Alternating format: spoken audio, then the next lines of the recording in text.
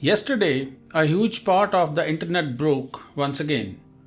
Amazon, Snapchat, ChatGPT, your favorite game, your work tools, everything went dark. And the cause was a single failure in Amazon's most important data center, US East 1. They will call it a DNS resolution issue, but that is just the technical symptom. The real disease is the tech industry's deep-seated contempt for, prepare for it, quality assurance. This outage was not an accident. This outage was an inevitability. So here is what happened. The phone book of Amazon's very own core database DynamoDB stopped working in one region. Shouldn't be a problem, but because of that one service failure, it started a chain reaction, a cascading failure that took down other critical services like the one that handles your logins, the IAM, Identity Access Management.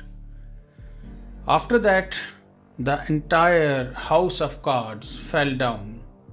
So the question is not how this happened. The question is, why was this allowed to happen? This is where time, money, and respect for quality assurance comes in.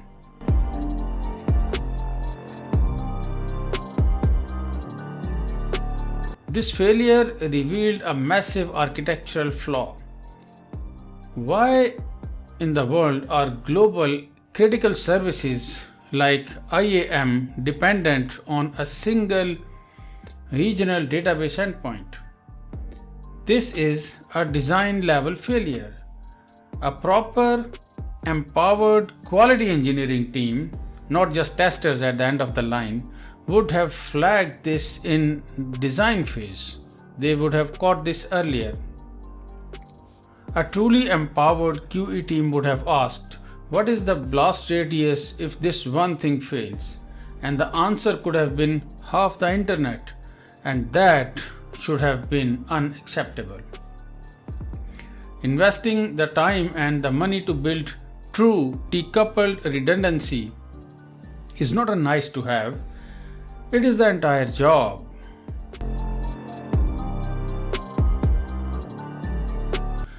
So this is the hate for QA in action. Companies think that they can save money by having developers write unit tests, but you see, unit tests can't catch these massive architectural flaws. A unit test checks if a single brick is solid. It does not check if the entire building is designed to withstand an earthquake. So that is the critical difference between developers and specialist testers. A developer tests to prove that their code works. A specialist QA engineer tests to find out how the code breaks. They have a different mindset, one that is trained to hunt for these exact kind of catastrophes. But that specialist mindset is seen as a cost center, a bottleneck to moving fast. So we skip the hard, expensive failure tests and we just check if the new button turns blue or not.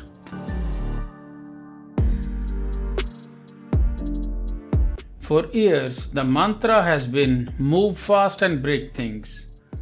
The tech industry prioritizes feature velocity above all else.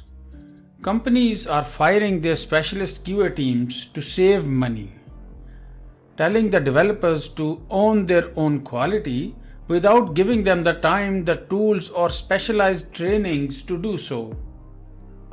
They are accepting good enough. But those companies will soon regret it.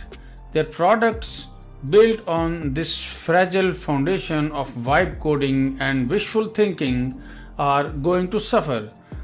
They will be riddled with bugs and critical security vulnerabilities, architectural flaws that a developer-centric unit test-only culture will never ever catch. So yesterday, the bill for good enough came due.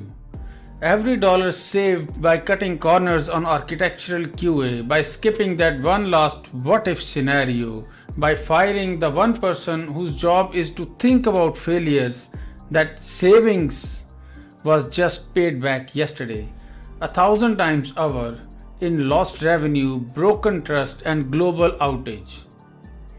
This was not a freak accident. This was the predictable, calculated cost of treating quality as an option. Quality is not an option.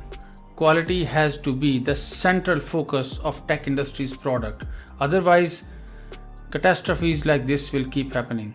Thank you very much for watching. I am Naeem Akram Malik. I am a senior test automation engineer who was laid off by his company 3 months ago. Subscribe to my channel and share this video with your C-suite. Of course, they would not like to see it, but show them that this is happening. This is an idea, and see you in the next video.